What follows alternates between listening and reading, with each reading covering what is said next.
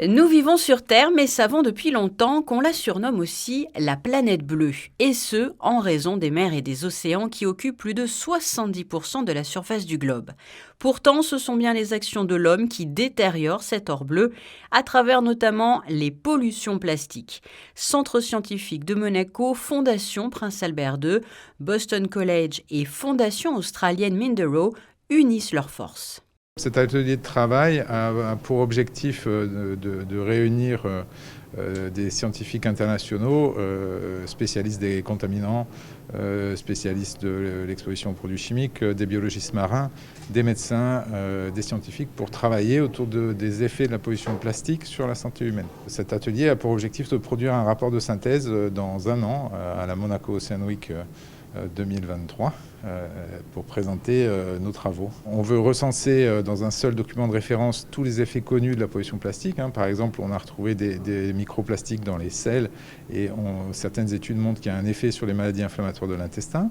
On a également retrouvé des fibres de plastique chez les travailleurs du textile et avec des maladies pulmonaires qui en résultent. Donc on veut colliger ces données avec un niveau de preuve suffisant, mais également s'intéresser aux propriétés du plastique dans les océans, d'agréger des produits chimiques ou des bactéries pathogènes.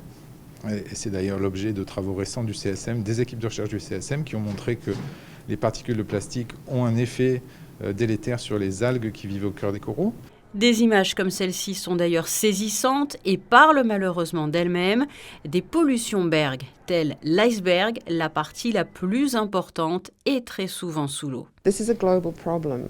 The pollution does not respect international borders or boundaries, and we all have to work together in order to solve it, in order to get much better chemical regulation to control these chemicals, as well as design new materials. What's so encouraging is there are many people around the world, in the United States, Europe, Japan, China, Africa, Asia, who are all deeply concerned.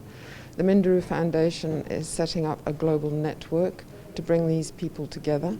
Un véritable élan mondial porté par les efforts de plusieurs pays dont la principauté de Monaco permettra donc de réaliser ce rapport sur les plastiques et la santé planétaire.